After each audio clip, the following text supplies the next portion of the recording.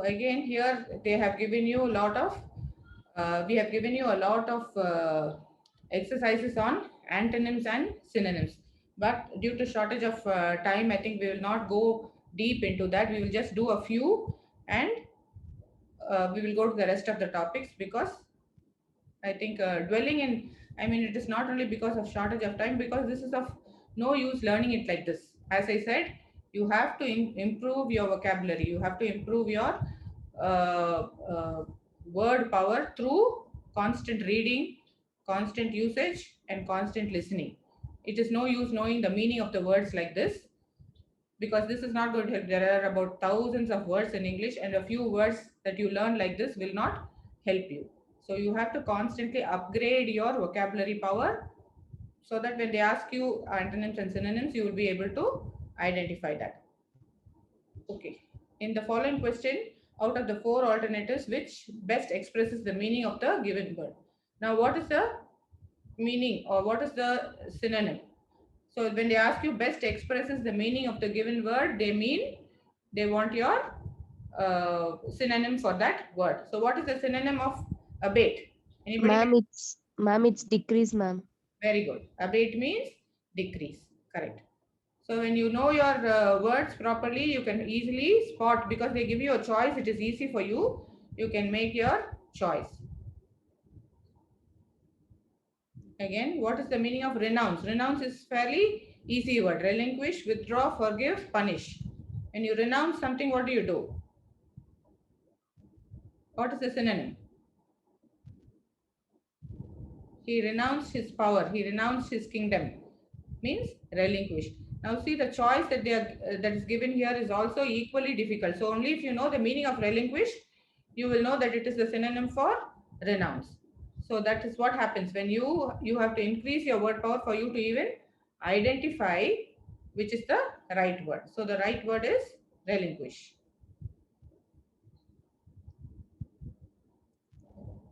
Altruism is generosity.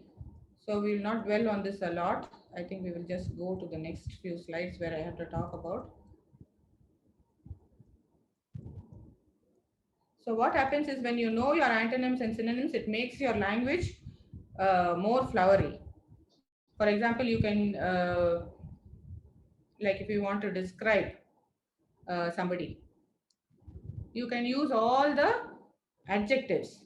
For example, if you want to, like say a line about Abdul Kalam, the President Abdul Kalam. So you can say the virtuous, righteous, honorable, exemplary, worthy, and noble President Abdul Kalam. So what happens is, your language is very flowery, and the person who reads it will know that your vocabulary is very good. And knowing your antonyms and synonyms helps you to, I mean, to give a picture that this is a well-read boy or girl, and it avoids repetition. If you know only a few words, what will happen? You will be saying, using the same word or adjective again and again. So it tends to be boring for the person who's reading also. So antonyms and synonyms are useful in that it makes your written and spoken language very flowery, very interesting.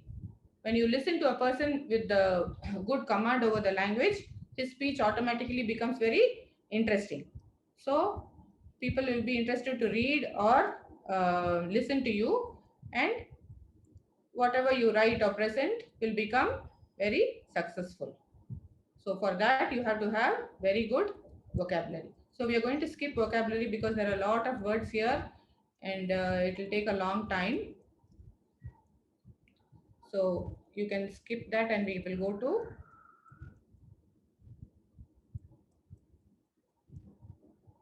what are the other things that you learn under vocabulary is synonyms, antonyms, prefix, suffix also.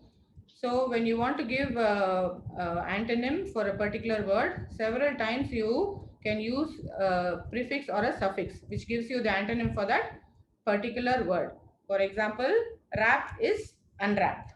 Just add a prefix and you get the antonym. There are lots of words which you can provide the antonym by just adding a prefix or a suffix.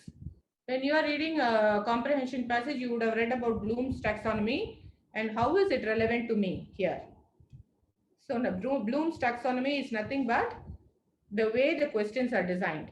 So when the teacher, like for example, I'm a teacher and I give you a comprehension passage, I want to test you on various levels of understanding.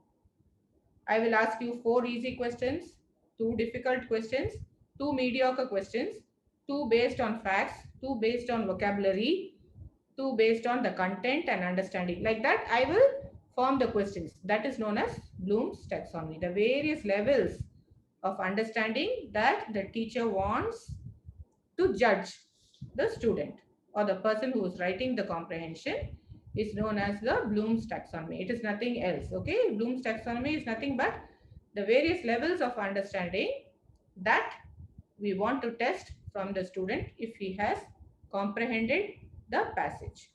So when you are attempting the comprehension passage, remember what are the rules that you have to follow? Can anybody tell me? When you're doing the comprehension passage, first what you have to do? Have to read the passage 2 times, at least 2 times, and then understand all the new words, understand the content, the purpose of the passage, the tone in which it is written, and increase your speed. Don't go on reading for half an hour. There is no time. You have to complete the full paper, isn't it? So try to increase your speed of reading. That will help you in your comprehension. And then answer the questions clearly, whatever is asked. If you find a blank or if they give you choice, go back to that part of the comprehension where you have to do it, read it again, be sure, and then answer it. Again, when they ask you antonym and synonym, be very clear what they want. Are they asking for antonym? Are they asking for synonym?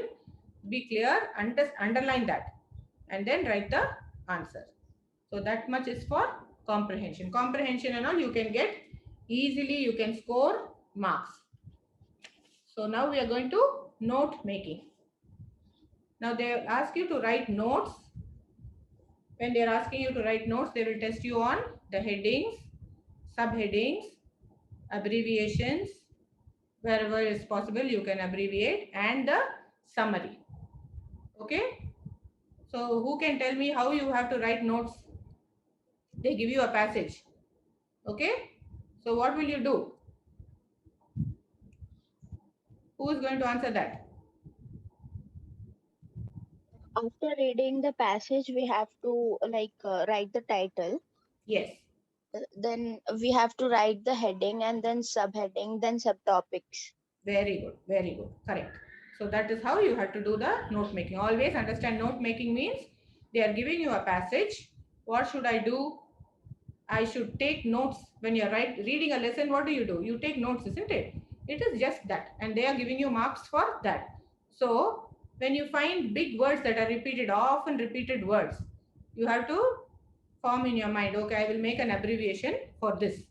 And how do you make an abbreviation? Write the first letter and the last letter, or one more letter. You can add and make a, what is abbreviation? Abbreviation is nothing but shortening the word. Okay, for district, you write DIST. Isn't it? For doctor, you write DR. There are many known abbreviations. For some word, you can form your own abbreviation. If, see, for example, the word confrontation comes here many times, all you have to do is CNF NS. And then you always remember what you are writing as abbreviation, because if you forget, then nobody can understand. So they will mark you for about 8 or 9 abbreviations that you have to make. Make a list of the abbreviations that you have made, and so that the person who is reading it will know where you have made the abbreviations.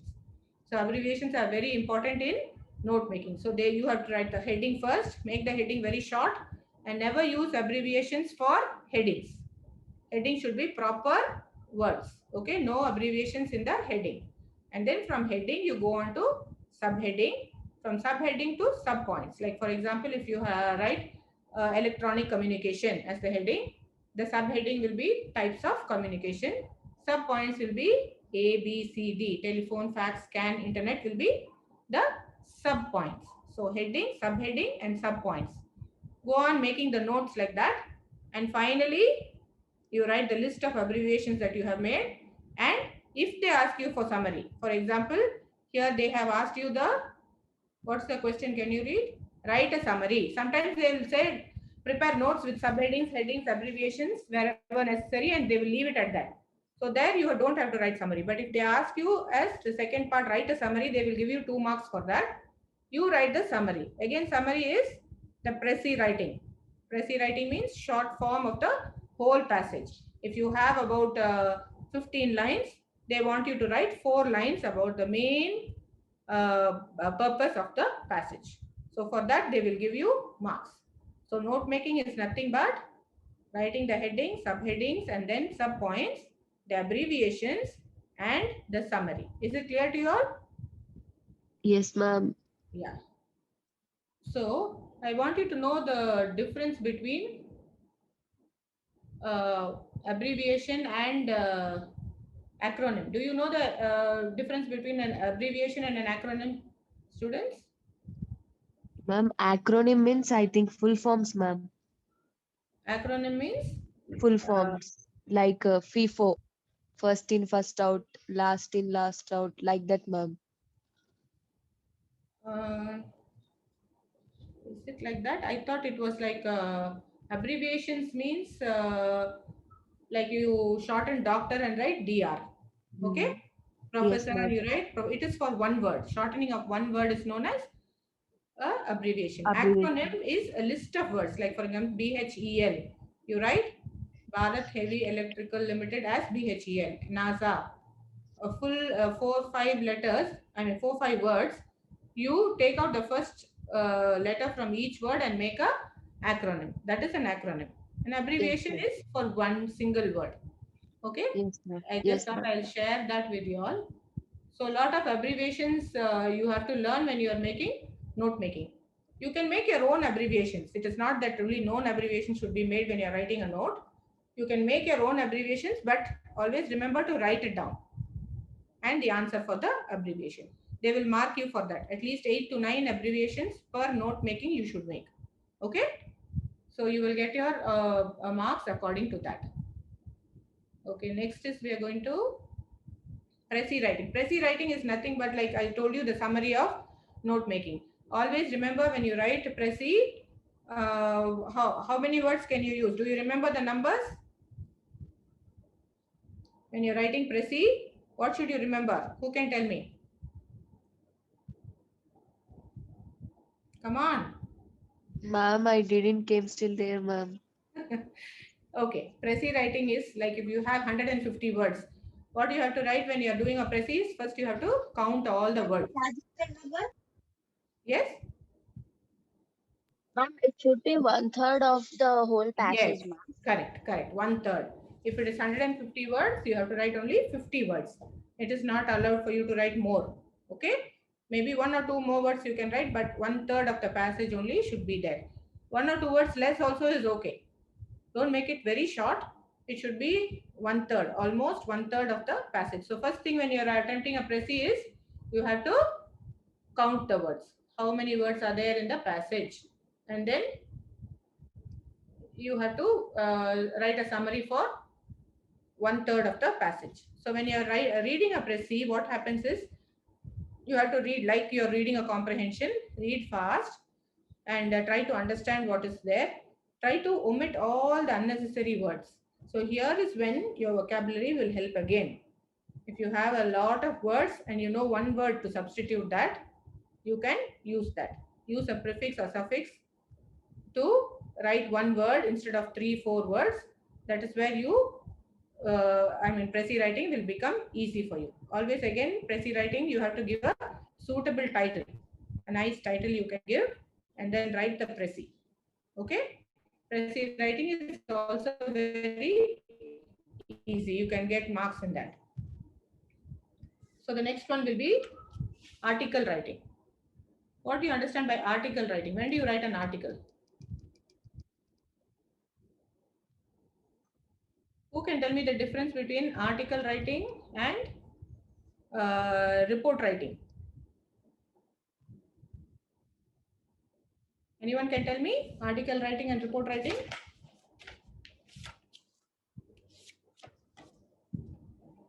Yeah. Ma'am, article is the thing which like it is related to the current situation, ma'am. Hmm. And report is like which already happened. Yes. So what is the main thing between what is the main difference between an article writing and report writing?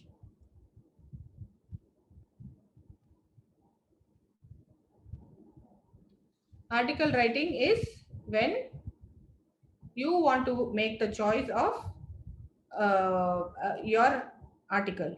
Okay, you can choose the topic and you can write an article to a magazine, and the choice will be yours, or somebody asks you to write, then the topic is chosen.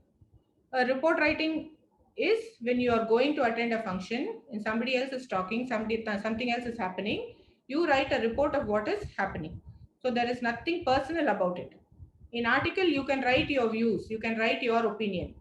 But when you are writing a report, it is entirely not at all personal. Okay, it is very, very objective. They call it subjective and objective.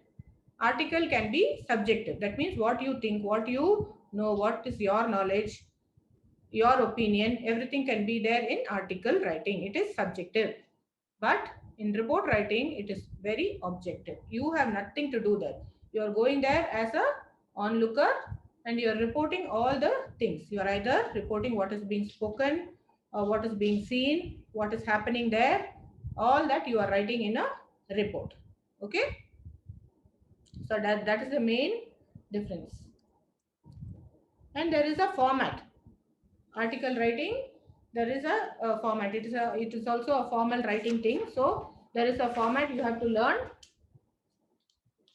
when you are writing a article. Report writing also there is a format you have to write.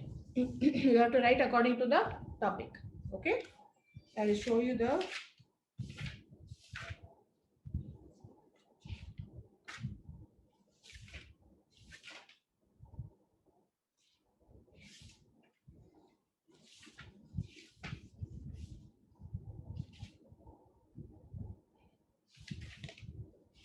when can you write a report.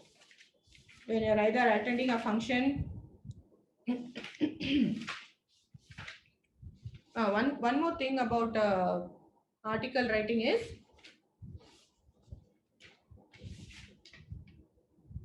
there are various types of article writing. Somebody can ask you to write an article, a business article. I want you to write an article on this. So what you have to do is you have to do research and write your article, and then in the end you have to write a bibliography. You have to write, I used all these sources to write my article. Okay. And when you are writing an article, you have to identify the target audience. Whom am I writing this to? Is it a very serious audience? It is a very erudite or learned audience. Then you have to write it in that kind of serious, very formal note. If you are writing to a newspaper which is read by common people, then your language has to be according to that. Very easily understandable, very short sentences, not long, winding sentences, to the point you have to write. When you're writing to a younger audience, then you can write humor, you can make it little less formal. So always remember to write to the target audience. What article are they asking you to write? And then title you have to give. You have to use the correct format and style. What is the format for article writing? You have to write the heading and then it should be eye-catching.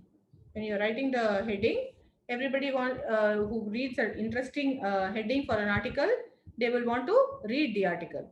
So eye-catching title should be there.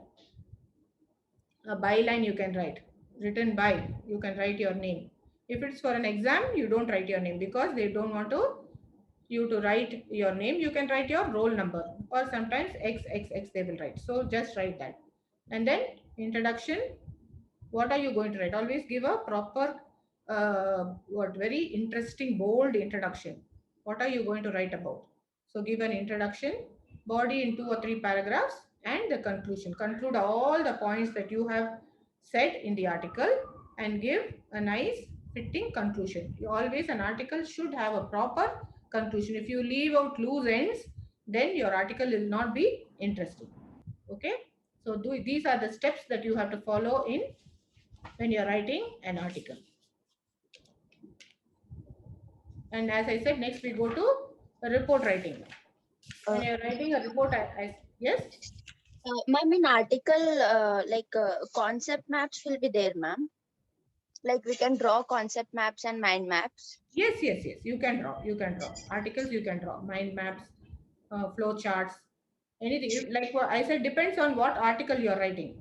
If you are writing if you are writing about COVID, for example, use a lot of inputs. You can use flow chart. You can use your mind map. You can put COVID here, and then what are the medicines? What is the effect? How much population is affected? Anything that can make your article interesting. Okay, lot of tabular column you can use, all that you can use in your article depending on what they want in the exam. Okay, when you are writing an article for other purposes, you can definitely use flowcharts, you can use mind maps to make it more interesting. Okay, so now we are going to report writing. Again, as I said, report writing is very, very objective. It is a very objective type of written work. You are reporting what you have going to see or what you are hearing. Okay, so again you have to use appropriate language and style, very formal and very, it has to be in a, when you're reading the report itself, you have to, the person who's reading the report has to have the I mean whatever you are writing about come before his eyes. You know, it should be as interesting as that. Very, very emphatically, very descriptively you have to write your report. Your language has to be very descriptive when you write a report. There are newspaper reports, magazine reports, and official reports, different kinds of report, but the format is almost the same.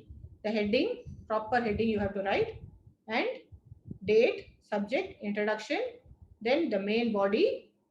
In the main body you will write all the information, what is happening, where you are saying it, how many people have attended, all that you want to write a report you will be writing in the main body. And then the conclusion, and then the whatever is happening, who gave the speech, how many people spoke, what was the audience reaction, and then the conclusion, what was the effect, was this a success, was the meeting a success, was the fair a success, uh, all that you will write and then conclude. That is your evaluation and suggestions. You can it can be done like this, it can be done like that, you can just add a line. Okay, that is for the report. The points that you have to remember when you're writing a report is, as I said, it is objective. There is no place for personal opinion here, so you have to write only what you are seeing. Keep in mind the target audience. If it is a report about a scientific thing that you are seeing, or a mathematical thing you are seeing, or whatever you're going to report, you keep in mind to whom you're writing. Are you writing to a engineering journal? Then you have to write accordingly. So the target audience you have to remember when you write. And always use passive voice, past tense, because it has already happened. You cannot use the present tense, because when you're writing the report, the function or the event has already happened. So always use the past tense. And then information should be logical, organized, in chronological order. Who spoke after whom, what happened after what. So proper order you have to write, the sequence. And if you keep jumbling, 11:30 this happened, and then 8:30 this happened, if you keep jumbling the events, then the person will get confused, and I mean it is not going to be interesting. So when they read the report, it should be like as if they are witnessing the event before their eyes. So it should be properly in a sequential order with lot of descriptive words, and interesting it should be. Okay, your report should not have any grammar or syntax error. In any written work, it should not be there. No grammar mistakes are allowed. So make it as simple as possible. If you cannot use big descriptive language, it is okay, but see to it that there are no grammar mistakes, spelling mistakes. Okay, so that is about report writing. See, for example, what report they've asked you here. Your CA firm held a webinar on communication skills. See this. As the head of the communication division, prepare a report.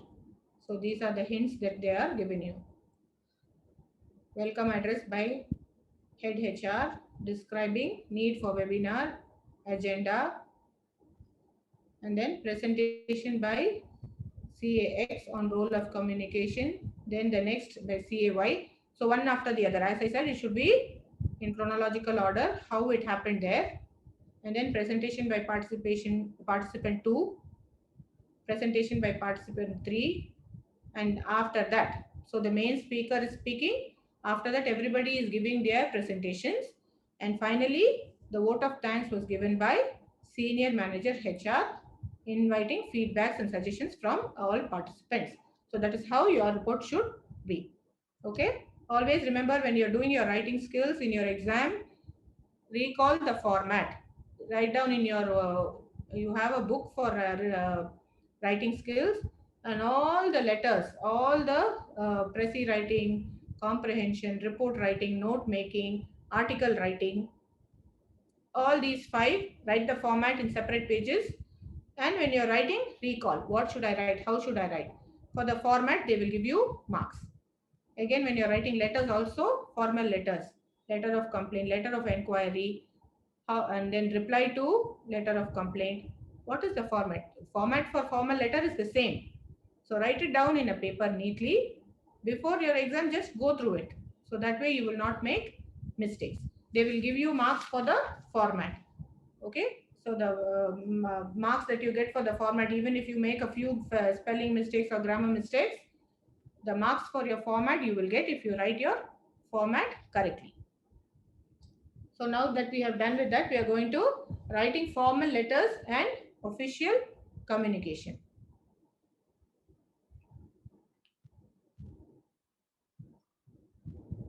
Write a circular addressing to the employees, the organization of manpower and the responsibility department of the company. So now they are asking you to write a circular. What is the format for the circular? When you are writing a circular, what is the format? Have you come to that? Have you started studying about official communications? No, ma'am. No. See, what I have to tell you the difference between a circular and a memo. Just a minute.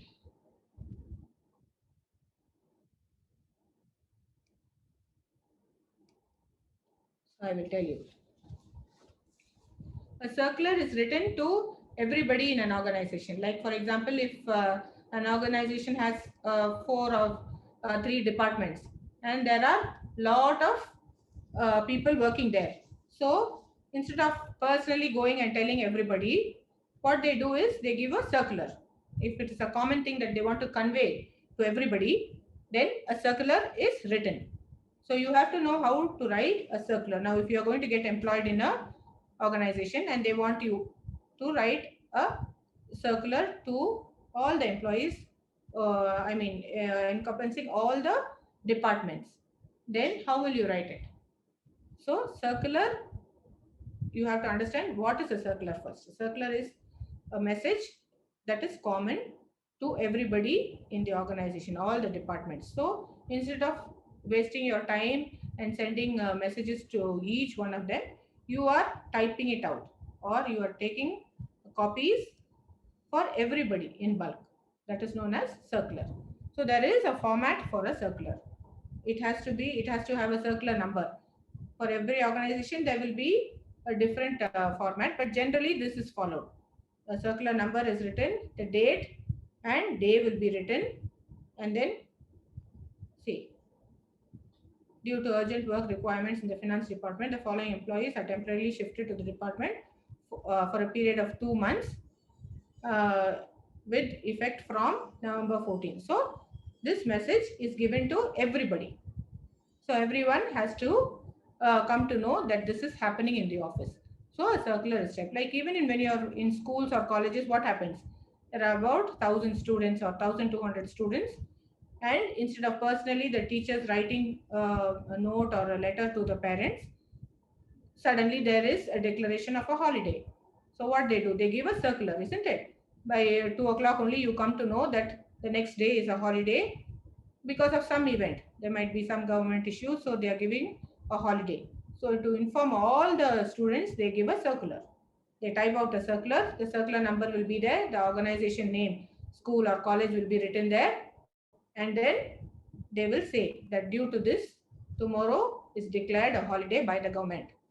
Okay. So, and they will circulate to everybody. So works becomes very, nowadays you have emails. You can send emails through, circulars through emails also.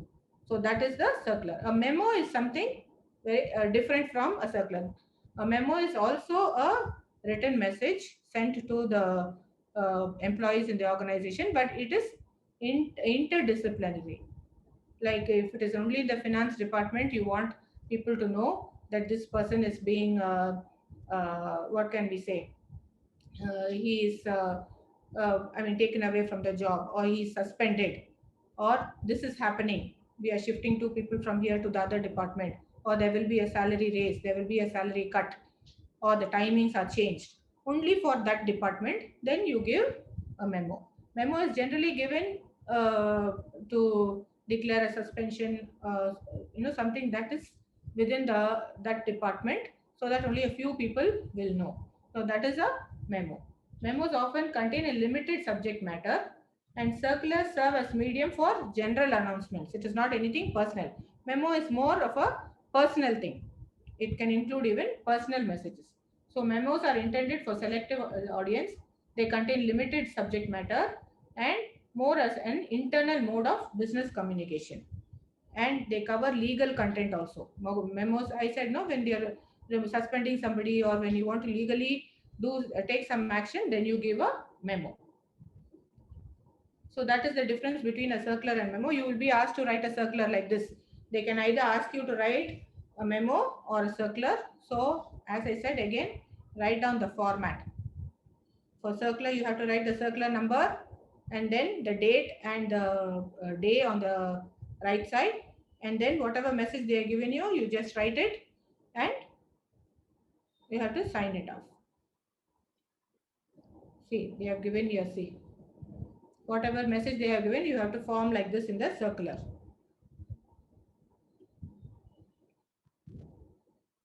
The above employees are directed to report to Mr. X at 10 a.m. tomorrow. Saturday will be a working day, Sunday is a holiday. And then down you have to sign off as JKL Manager HR. So this is the format for the circular. Whatever subject they give you in the circular, you have to tabulate it. They will usually give you like this 4 or 5 tabular columns you can write, and below that you have to write the timing or date that they have mentioned, and then sign it off as JKL Manager HR or whatever you want, but down it should be signed as Manager HR. Whoever is giving you the circular, you should write the sign. They have not asked you about memo here, but memo is also there in your syllabus. In this question, nothing they have not given you, but you have to learn a memo also, the format for memo also. Okay. Now we go to formal mails. Formal mails are very, very important, especially for in your subject, because everything, all communication is done through formal mails. So writing a mail or a letter, in those days everything was done in the postage system was used, postal system was used. So letters were written and sent. Nowadays everything is email. So writing an email is very, very important for you. You have to know how to write a formal email, how the kind of language that you have to use, the format of a formal email, all that you have to study properly in detail. It is given in your content. Please go through that properly and study the format. We'll read this. For example, we will read this letter. You are Arvind Kumar, a team leader in project.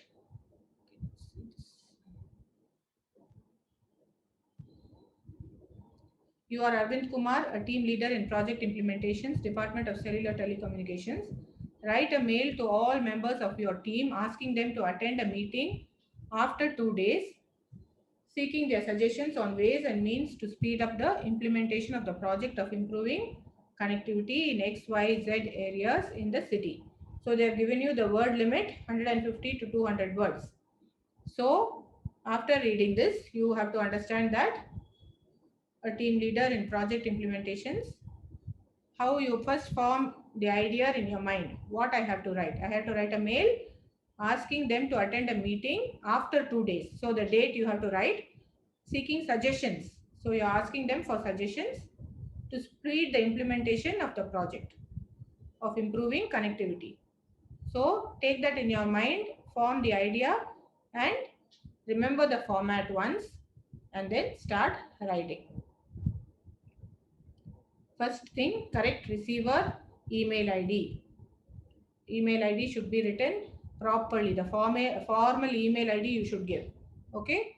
Subject should be catchy, highlighted and relevant. So you have to open the letter with a subject. First write from. They have given you the name. So write from this person. What is your designation? Then write the date and then you can even write when you're writing your name, you can write your email ID also. That is also important. And then write the subject. What is the subject? Why are you writing? Write that in bold letters properly. Address should be to the group. Hi all, because you cannot write all their names. Just write hi all, capital H and capital A. Specify date and place of meeting. So it's going to be 2 days after this date.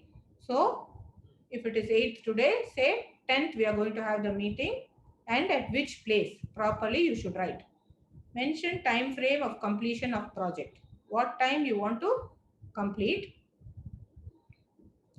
State problems being faced, procuring equipment, legal problems, local, all that you can write in the body. So the body should be in 2 or 3 paragraphs. So all that you can write. What are the problems that you are facing and the radiation threat, getting required permission from local government bodies, all that in a few lines. Always remember the number of words, so don't go on writing shortly, but effectively you should write. Then ask for suggestions. That is why you are writing this, isn't it? So ask for viable suggestions, more resources, better software, longer working hours. All this you can ask them for suggestions.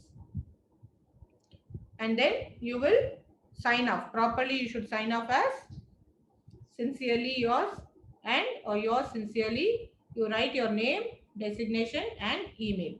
When you are finishing off, it should conclude properly. Okay, that is the format for the formal email. And always language should be proper. You cannot use flippant language, and very serious note you have to write. Don't use abbreviations. Properly you have to write. You have to write very formal language. So that is there. And then another formal letters is letter of order and complaint letters. Also you have to see what your format is. Order and complaint letters also you have to see the format. Again it is also formal mail. So start with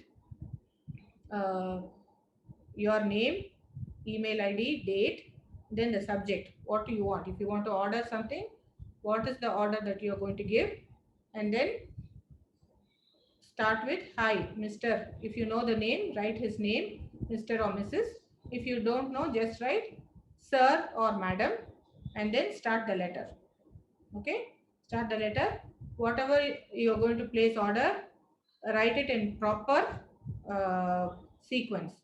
Like if you are in the school and you are a PT teacher, you are ordering equipments for the school gym or for the school sports day. Everything in proper order. 1, 2, 3, 4 in bullet points you write. These are the things I need in proper condition. The price also you write. When do you need it? Write the date, specific date. Before that I need it. Will you be able to supply? And then write off, finishing by saying yours sincerely. Write your name and designation. Or if you are writing a letter of inquiry also, what are the details you want? All that you write and finish your mail. So that is also a formal letter. Now, after formal letters, we go to resume writing. Again, resume writing is very important. Resume writing is very important for students like you, because when you seek job, you should know how to write your resume. First thing when you write a resume is, always remember you have to be very, very honest. Don't think that I can write all this, they will not know. It is not going to happen. They will know everything. So never make up stories or don't exaggerate. Always remember to speak only the truth, because as you all know, honesty is the best policy.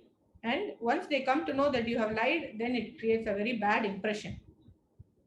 So always remember, when you are writing a resume, only to speak the truth, speak only what you have done and not more than that. And be very positive in your approach. The language should be very formal. Make no mistakes while you're writing the resume, and try to project all the good qualities or your positive points that you have in the resume. So there are two types of resume as you're going to study: the chronological resume, and the other one is the functional resume. So in chronological resume, what happens is, if you are a person with about 15 years experience, then you start off from your latest job. I have done now presently working here for 4 years. Before 4 years, where were you working? Before that, before that, before that, like that, it will go down in a chronological order. From the time you started backwards, it will go down, and then uh, the first job that you took. So till there you will end, and then you will start about your educational qualifications. What are the qualifications that you have got, and then any trainings that you have done, that you will write. And then apart from that, your personal traits, whatever talents you have, whatever positive points you have, all that you can write. And then your family history, if you are married or you have children, all that you will write. Where are you placed now, that you will write. Then details about you, your phone number, your email.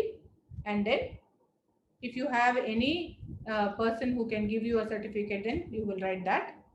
And then finish off by, you will say, I have attached all these certificates for your use. Then finish off by saying yours sincerely, and write your name, your present designation, your email ID, and finish it off. So that is how you write your resume. That is the chronological resume. Now for students like you who are just going to start your career, it is better you use the functional resume. What is functional resume? Can anybody tell me what is a functional resume? Has anybody read that? Okay, if you have not read that, I will tell you. A functional resume is for a person who does not have much experience. So if you're just going to start off, where can you start? You have to start from now. So chronological resume will not be of any use. Functional resume is, I have just finished my course. I have done additional courses in all these things. I have additional training, and what you did in school, and what kind of a person you are, what talents you have, and what are your plus points. I'm a very social person. I am a leader. I have leadership qualities. I like to lead. I like to take up new adventures. I like to be very what enthusiastic. All that you have to write more description.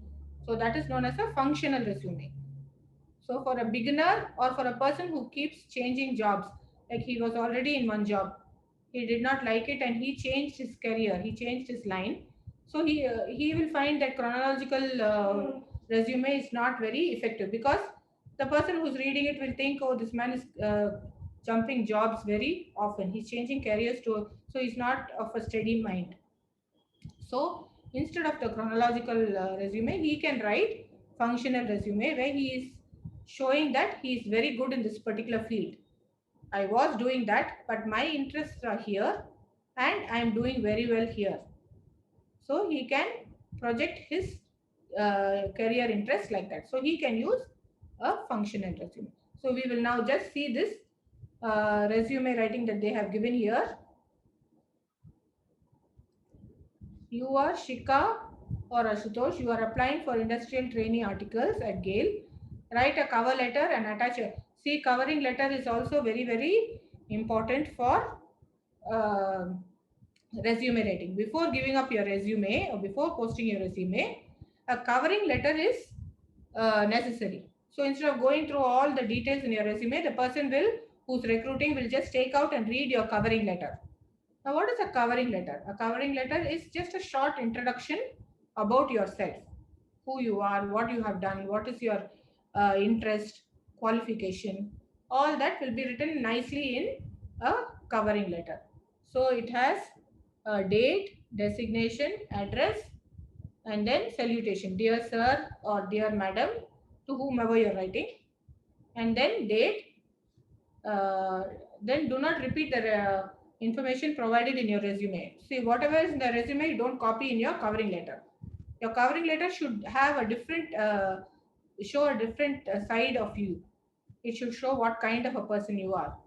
Because when you read the resume, what will happen is it's just facts, isn't it? But when you read the covering letter, they will know the language that you have used, what kind of a person you are, how enthusiastic you are, how interested you are, how passionate you are about your field. All that should be reflected in the covering letter. And then very short. It is not going to be very long because they already have to read your resume. So keep it short and brief and mention what post. I'm applying for this post. I'm very interested. I have heard a lot about your institution, and it is my dream to be part of your venture. All that you have to write in the covering letter, and then draw attention to the suitability for the post. Why you think you are suitable? I think I'm suitable for this post because I'm this kind of a person. I will fit exactly into the position or into the group. So please give me an opportunity. But to be very humble, at the same time very positive and very confident in your letter. When you're writing the covering letter, it should be very positive, and it should show that you're very enthusiastic and passionate about the job. So that is so much for the covering letter. So go through the format for covering letter also and the resume also. I told you there are two kinds of resumes, and the functional and the chronological one. So whatever they're asking you, you have to be able to write. They will give you a description of a person and say this person has so much experience. Please write a chronological resume. So you have to be able to write that. If they give you another person's description and ask you to write just a resume, you decide. Should I write a resume which is functional for this person or chronological? Which one should I write? Which one is more apt? So you decide and you write. Sometimes they will just ask you write a covering letter for this resume. So you write a covering. Remember, don't write the same points that you're writing for the resume in the covering letter. Go through the resume that they have written here, and then you will understand. See, dear sir or ma'am. So you don't know who the person who's going to read your resume is. If you know, then you write his name. Otherwise, write sir/ma'am, then write subject, which what are you applying for, and then this is with reference to advertisement on the website where you read the ad. Did you read it in the paper? Then you write, I read it in Times of India, dated this. Okay, and then then write about yourself. I have just completed second year of my articleship in a reputed firm, and all that about yourself. I am keen to learn, focused and target oriented. I will be readily available. Then you have to write that also. Where are you placed? If you are writing for a job in Bombay, you have to write I am presently in Chennai, but I will be readily available when you call me for a personal interaction. Or if you think it will take time for you to go there, I will be available in a week's time. Whatever it is, you have to write there. Okay, and then yours sincerely, comma, write your name. An enclosure. What are you giving? You have to give your curriculum vitae. You have to enclose all that. Your mark sheets, whatever certificates you have, all that I am enclosing herewith, and then sign. Email also you can write phone number, email, everything. See, this is how you have to write about yourself. Profile or objective.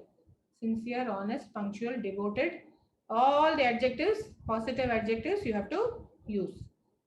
Okay, seeking a position that provides substantial learning opportunities and exhorts me to take up challenges, initiatives, and learn from them, thereby creating and adding value to the team, as well as always project yourself as a team person. Never say that I will do this, I will do that. Instead of that, say, I like to work in a team. I'm a team player. Words like that, if you use, they will be very happy because an organization always looks for a person who cooperates with the others. Okay, you can never achieve anything by doing things alone. You have to play along with the team. So a team player is one who is sought after in an organization. And then educational qualifications, you have to write all that. See, from the latest to the thing down, you have to write. This is the chronological order. And then what are the achievements? Language is known, workshops, trainings, all that you'll write. And then declaration. I solemnly declare that all above information is correct to the best of my knowledge and belief. Place, date, and then signature. Okay, so that's how you have to write a resume. Resume is very important. Please go through that. Practice writing 2 or 3. Go to the net and read also how they write resumes. It will be helpful for your career also. Yes, so the next last topic is meetings. So when you're in an organization, you have to go to meetings and they ask you to write, prepare an agenda, prepare an MOM, minutes for the meeting. You should be able to do that. So under meetings, we have to learn few things. One is how to write an agenda. Agenda is nothing but the blueprint of a meeting. Now you want people to come for a meeting, what you should do. That is the blueprint for forming a meeting. Write the agenda. What is going to be discussed? Who are going to attend? What time? Which place? When? How long? Is it going to be for 2 hours, 3 hours? Who are the speakers? And then what are they going to talk about? How many minutes for each speaker? Who will give the vote of thanks? All that. Okay, that is the blueprint for the meeting. Meetings are very important in an organization. Any decision that you have to make, you have to have a meeting, right from the top person, CEO, to the lower manager, person who's working under him. Everybody will decide or come to know about things that are happening through meetings only. So meetings are very, very important things in an organization. So to form a meeting, to make a meeting happen, agenda is very, very important. Agenda is nothing but the blueprint of a meeting. So a person who prepares an agenda should know what is happening in the meeting, who is talking, how long it is going to take, and all the other discussions that are going to happen will be in the agenda. So now when they ask you, you write an agenda. They're going to test you on that, isn't it, in the exam? So when you're going to write an agenda, first you should understand what is an agenda. An agenda is nothing but the blueprint of a meeting. It will give you the complete details about a meeting. And who will prepare the agenda? The secretary or any other clerical person will prepare the agenda. And then after agenda, there is another thing that is important in a meeting, MOM. MOM means the minutes of the meeting. What are minutes? Minutes are nothing but the recording of a meeting. When a meeting is happening, a person will sit and record or write down everything that is happening in a meeting. Because after a meeting is over, what happens? After 2 days, if you think, what did he say? Did he say that? Who said that line? Or what was the date that was fixed? What is the deadline? How many products were ordered? All that people might tend to forget, isn't it? So it's always better if you record everything, write down everything. So a person, either the secretary or the manager or whoever is assigned the job of writing the minutes, will either have a book or a tablet. He will sit and write, record everything. Okay, so that is known as the minutes of the meeting. So under meetings, you have to learn two things: how to write agenda for a meeting, how to write MOM or minutes for a meeting.